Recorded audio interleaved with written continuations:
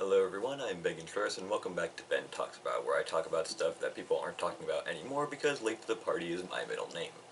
Today we're going to be discussing not one but two different shows that Netflix have recently announced are happening, those being Castlevania Nocturne and Gamera Rebirth. And we are going to be talking about Castlevania Nocturne first because that is the one that was released the latest, so it is going to be the oldest topic for me to possibly talk about in this video. So, Netflix's first adaptation of the Castlevania series ended not too long ago, and with it being one of the first major video game adaptations to receive objectively positive acclaim, it only makes sense for them to want to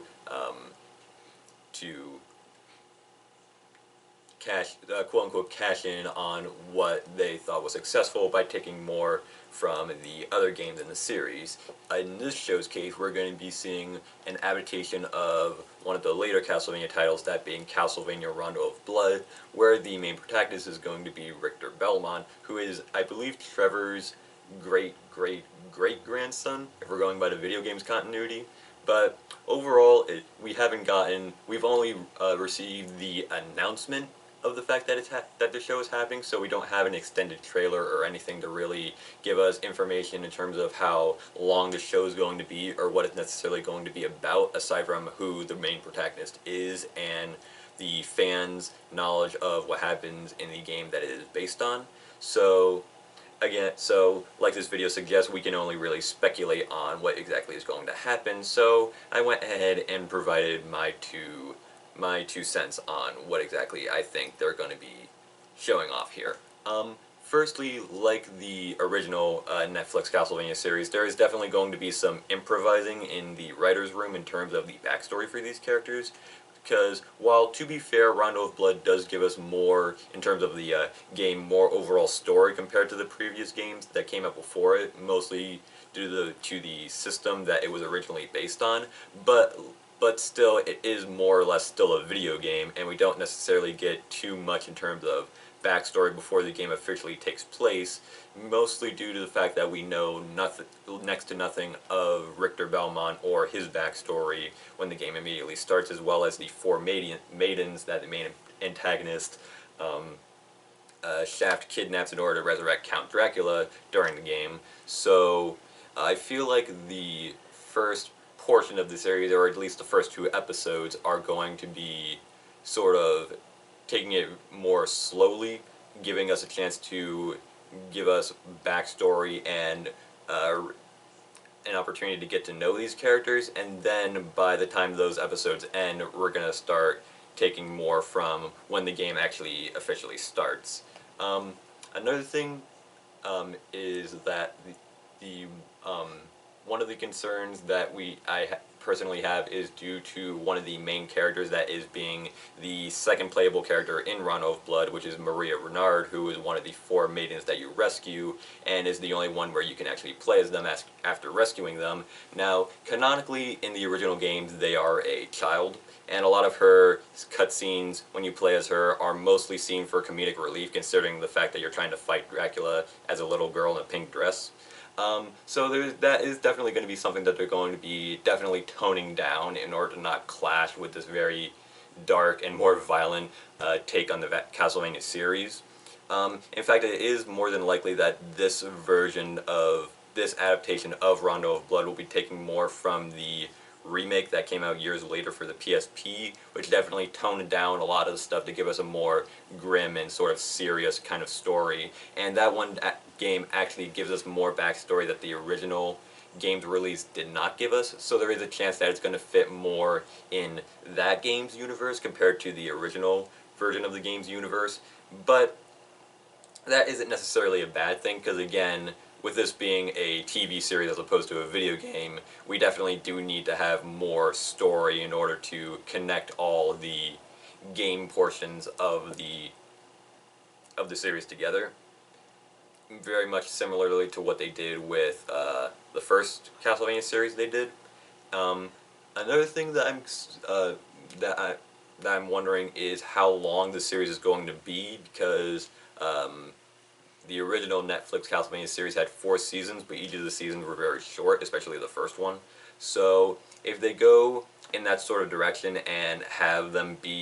have more seasons, but the seasons are overall shorter, I feel like there is a chance that they might try to end off the series or try to make the finale of the series in a way connected to the game that came out after Rondo of Blood, which was Castlevania Symphony of the Night, as a way to connect both the original series and this new series together, considering Richter not Richter, the character Alucard appears in the first series and is the main protagonist of Symphony of the Night. So in a way that would be a cool way to sort of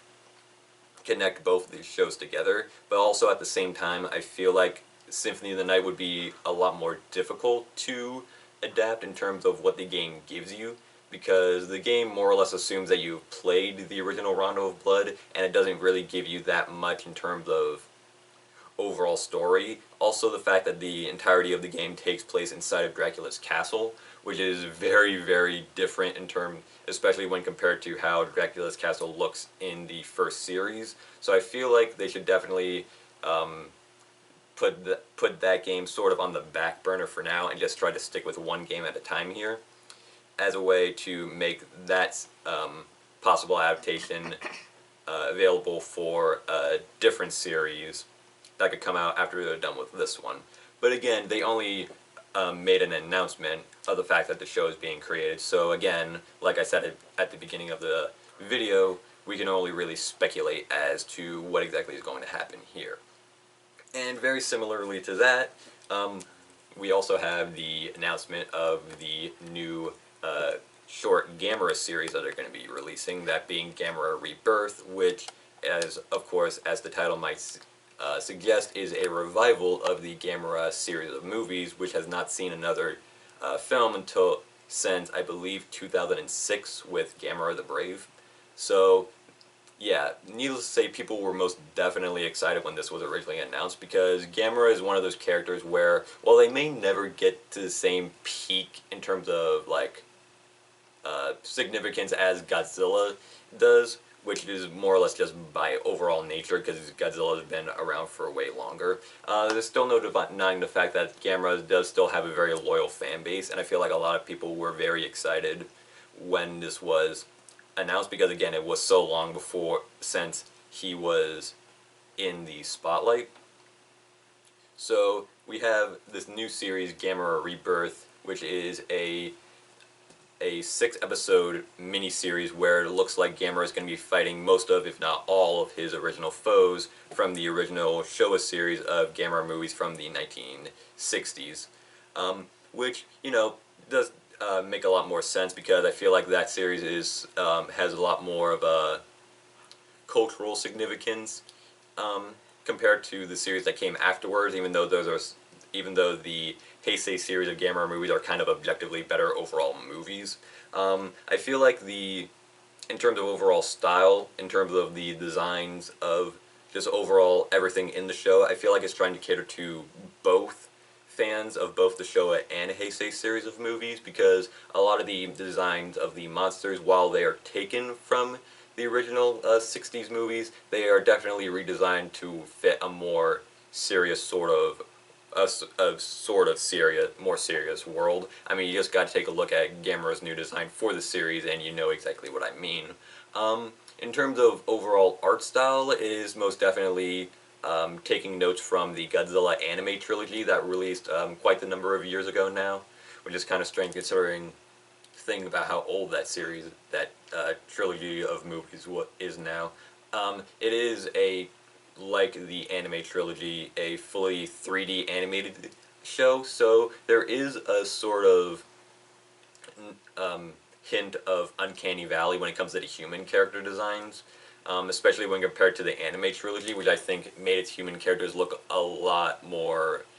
less uncanny, but I think that the monster designs are still really, really well done, and while the art style may be more akin to the Godzilla anime trilogy, I feel like the writing looks like it's going to take more notes from Godzilla Singular Point, which came out a few years after the anime trilogy, where all of these kaijus appear to be just appearing everywhere, and it's up to Gamera to fight all of them. Meanwhile, the human characters are likely going to be trying to debate on whether or not Gamera is on their side or not, and what exactly to do in this situation while Gamera is fighting all of these monsters. But hopefully they don't take too much from Godzilla Singular Point in terms of writing, because that show, to quote a very hilarious toy reviewer, is a prime example of overanalyzing things to the point where nothing makes sense at all. So hopefully they keep the overall writing more on the simpler side in terms of where exactly all these kaijus are coming from, and while at the same time respecting newcomers as a way to not scare them off, while at the same time respecting the general audience as well as the fans who have been waiting years for something like this to happen. But again, like Castlevania, it is something that they only recently announced, even though we did indeed get an extended trailer showing us the fact that it's going to be released this year and it's going to be 6 episodes long. So we still have slightly more information on that compared to Castlevania, but not a large amount of more information. So again, we can only speculate on how it's going to go once it eventually gets released. And I will definitely be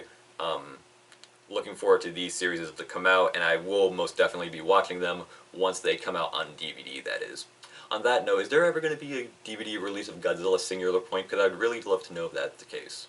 So, again, I hope you all are just as excited for these 2 shows to come out as I am, and I hope you all enjoyed me speculating on what exactly these 2 shows are going to be like. So until I see you all next time with whatever it is I decide to talk about, I'm Ben Contreras, and bye.